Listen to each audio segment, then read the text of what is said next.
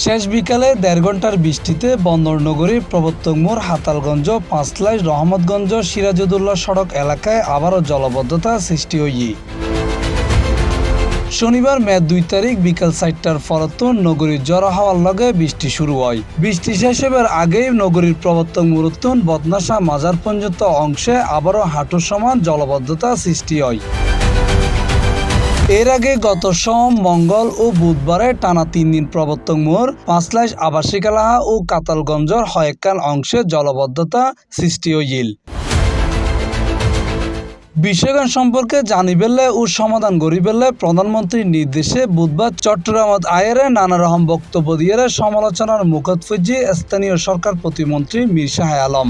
মিডিয়ার প্রতি শ্রদ্ধা রেখে বলতে চাই, আপনারা যেভাবে নিউজটি করেছেন সামাজিক যোগাযোগ মাধ্যমে, যে চট্টগ্রাম শহর পানির উপর ভাসছে। চট্টগ্রাম এসে ঘুরে দেখলাম সন্ধ্যার পর থেকে চট্টগ্রাম শহর পানির উপর ভাসছে না। এই এলাকা পরিদর্শন করে নগরীর হিজরাকাল ও জামালহান হালর বাদ ব্যাকিন ৫ দিনের মধ্যে খুলি দিবের হতা জানাইল প্রতিমন্ত্রী ও সিটি মেয়র সাদাত হোসেন। ৫টি খালের কাজ এমন পর্যায়ে আছে সেটি খুব একটা পানিকে বিঘ্ন ঘটাবে না।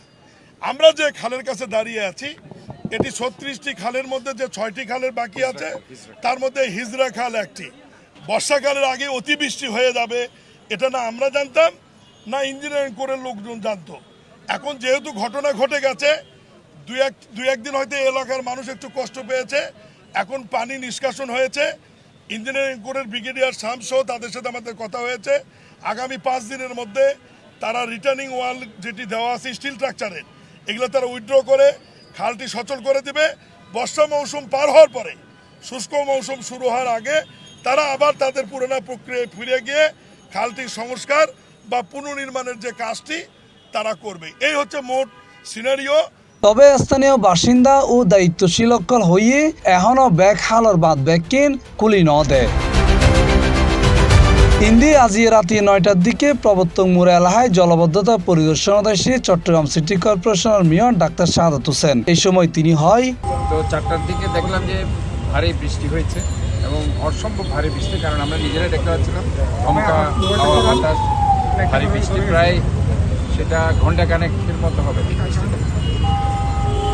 বৃষ্টিটা সম্ভবত ছিল 5টা পর্যন্ত, অথবা এরকমই হবে, 5টা, সোয়া 5টা এরকম হবে। যেহেতু আমি এরপর পরে ওখান থেকে বের হয়ে আগ্রাবাদে আমি একটা প্রোগ্রাম ছিল সেখানে গিয়েছি।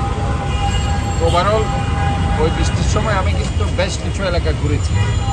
আগ্রাবাদ যেটা কমার্শিয়াল এরিয়া, সেখানে শুধু আগ্রাবাদ হোটেলের সামনে পানি উঠেছে, অন্য শেখ মুজিব রোডে পানি ওঠেনি। আগ্রাবাদ কমার্শিয়াল এরিয়া, আগ্রাবাদ ওই যে হোটেলের সামনে পানি ওঠার কারণ হচ্ছে ওইখানে একটা গোলজার খাল আছে।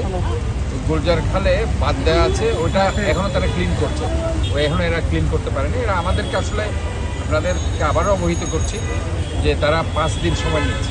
ওই দিন যেটা মিটিং হয়েছে আমাদের, যে 5 দিন সময় নিয়েছে, 5 দিনে তারা যেটা বলতে চাচ্ছে, যদি বৃষ্টি না থাকে, বৃষ্টি থাকলে আবার আরও সময় বাড়বে, বৃষ্টি না থাকলে 5 দিনের মধ্যে তারা এইগুলো সব ক্লিন করে দেবে। তারপরও আজকে আমি দেখেছি উইদিন 1 আওয়ার, আমি 45 মিনিটস টু 1 আওয়ার মধ্যে কিন্তু কাজে আমি যারা আসলে কিছু কিছু আমি মিডিয়াতে দেখেছি যে বলা হচ্ছে পানি যখন বৃষ্টি পড়বে পানি তো থাকবে, এটা তো আমরা জলাবদ্ধতা এই দুটোর আমার মনে হয় আমাদের যে ডিফারেন্সেস অথবা সেটার মধ্যে ডেফিনেশন, সেটা একটা ব্যাপার আছে।